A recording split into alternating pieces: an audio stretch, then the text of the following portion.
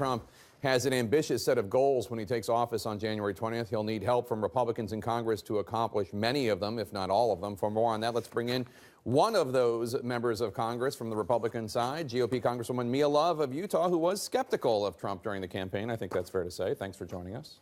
Thank you. I'm glad to be here. So I know that you were frustrated during the campaign that you didn't hear enough about Donald Trump's policies. Right. When you see the people that he is filling his cabinet with, or wants to, many of them need Senate confirmation, are you happy? Are you concerned? What do you think? I'm surprised and I'm happy. He's choosing people that don't necessarily agree with him, but they have knowledge, they have experience in the areas. I mean, Ben Carson was a great choice. I was a little surprised with HUD, and then I was quite pleased with that choice. I mean, here's a person who grew up in poverty, who really grew up with an understanding of what it's like to live in areas where it's crime-ridden, it's just very difficult, and now he's a brain surgeon, and he gets to lead on these issues that are going to make poverty temporary for people, not just tolerable. So I'm excited about that choice. Well, let's hope so. Yeah. Trump has yet to fill, he's filled Treasury, State, and Defense are usually considered the big three. Right. He's named General Mattis, and he's named the Treasury nominee. He has yet to fill the Secretary of State position. We know he's considering many people, including Rudy Giuliani, Mitt Romney, ExxonMobil Chairman Rex Tillerson, among many, many others. Look at that. It's just a big group of white men over 60. Do you have a favorite, or is there somebody there that you think would do a particularly good job? Are you a Mitt Romney fan? Well, I'm always a Mitt Romney fan. I mean, Mitt has got a wealth of experience. He is, I know him personally. I know his heart. I know his experience. He's a great friend, and now from Utah, lives in Utah. His family lives in Utah.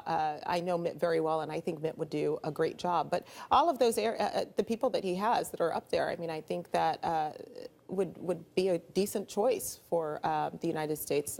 Obviously, I'm a fan of Mitt, so. Interesting comment by President-elect Trump yesterday when he got the honor of Person of the Year by Time magazine, but it said President of the Divided States of America, and he insisted that he was not responsible for the divisions at all because he is not yet president.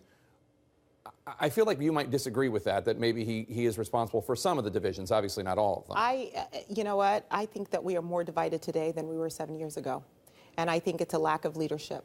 I think whatever. So you put it on President Obama? I put it on a lack of leadership in very many areas, including the President of the United States, the current President of the United States. We've had, I think it's important for us as leaders to make sure we're not victimizing people, that we're empowering them, that we are treating people equally, that we are not creating an environment where we're pinning up Americans against another. I think you'll remember during the RNC speech when Mitt Romney was running for president, I said that we're facing a situation where this president is dividing us based on social status, income levels, race, and gender. I mean, remember, there was a war against women. There were all of these other things that were coming in, and it was pitting Americans up against each other. And more than anything, we need to unify as Americans. My children are of mixed race. We see ourselves as first and foremost Americans and Utahns. And I think that there's a lot of healing that has to happen in this country. So. Okay. Let me ask you, though, you've seen the tweets that the president-elect has sent, some of them directly aimed at critics, including this local labor leader in Indiana, Chuck Jones, who now says there have been some vague threats at him, although you heard him in that spot, nothing that he couldn't handle. I can't imagine what the kind of thick skin you need to be a labor leader in Indiana. But does that bother you at all? Does it trouble you at all? It's to a lot of people, to a lot of Mr. Trump's critics, it seems like anytime anybody pops up with a criticism of him, he uses his bully pulpit in a way that could actually potentially be dangerous even. Well, you know, nobody's perfect, right? We know this. And probably one of the problem areas there is how you respond, because you still have to represent everyone. Right. Whether they supported you or not, you are the President of the United States. You don't represent one side versus another. You are supposed to make life better for all Americans. And so, you know, if you're going to make America great again, you have to make it great again for everyone. And so I think that that's, you know, he reacts quite a bit.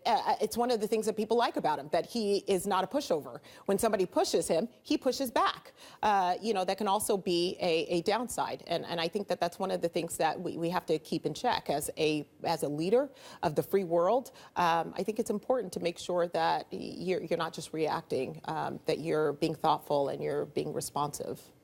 Congresswoman Mia Love, I don't think I said, but congratulations on your reelection. Thank you. Welcome Thank you. back. We're glad to have you back in Washington.